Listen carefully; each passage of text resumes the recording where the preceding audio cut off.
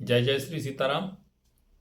रामायण में एक चौपाई आई है, सुनऊ भरत भाभी प्रबल, बिलखि कहूँ मुनिनाथ, हानि लाभ जीवन मरण, जस अपयस सब विधि हाथ। 6 चीजें हमारे हाथ में नहीं है, यह विधाता के हाथ में है।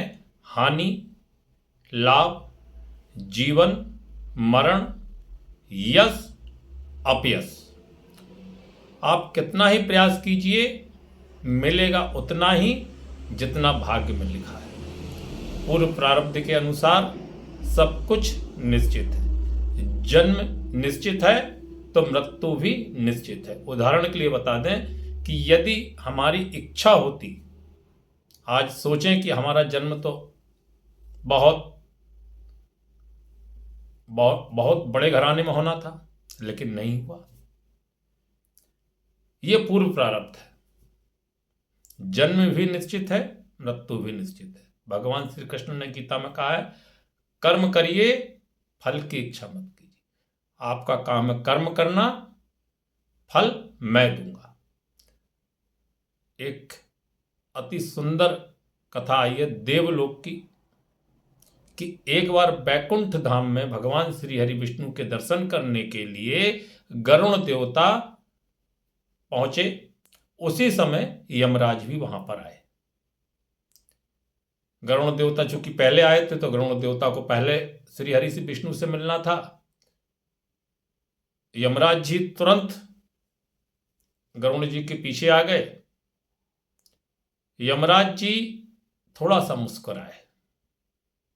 गरुण जी को कुछ शंका हुई कि यमराज जी धर्मराज हैं और अचानक इस तरह से क्यों मुस्कुराए।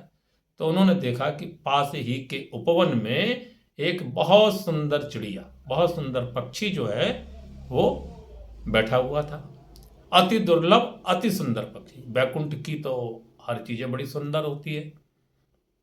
देवकन्या अप्सरा हो, देवतागण हो, अर्थात पशु पक्षी जो भी वहां पर है, सब अति सुंदर है।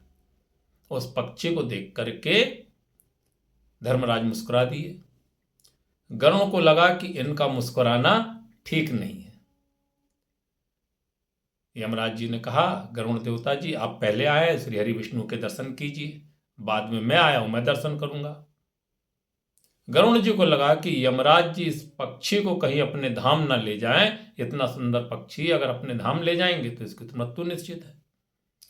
तब गरुण जी ने यमराज जी से निवेदन किया कि हे धर्मराज, आप पहले दर्शन करके आइए। ऐसा कहकर के गरुण जी शांत हो गए। धर्मराज जो थे वो भगवान के दर्शन करने के लिए चले गए।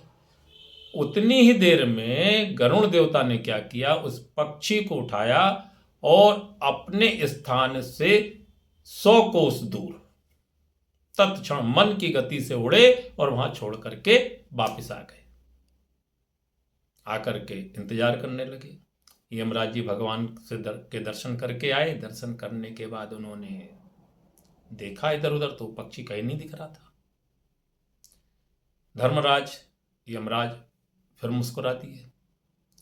गरुण देवताओं ने पूछा, हे धर्मराज जी, आप पहले भी मुस्कुराए थे और अभी फिर मुस्कुरा रहे हैं, इसका क्या कारण है? यमराज जी ने कहा, हे गरुण देवता, इस पक्षी को देख करके मैं मुस्कुरा रहा था कि ये अभी यहां पर, लेकिन कुछ ही क्षण में इसकी मृत्यु 100 कोस दूर होगी और वहां पर एक नाग बैठा हुआ है, वह इस पक्षी को खाएगा। बड़ी आश्चर्य की बात है, ये पक्षी तो अभी यहां पर है, इसकी मृत्यु वहां कैसे होगी? तो इस बात को लेकर के मैं मुस्कुरा रहा था। गरुण देवता ने कहा, अभी अभी आपके भय से मैं उस पक्षी को यहां से 100 कोस दूर छोड़ करके आया। तो दोस्तों, जन्म भी निश्चित है, मृत्यु भी निश्चित है, मृत्यु का स्थान भी निश्चित है।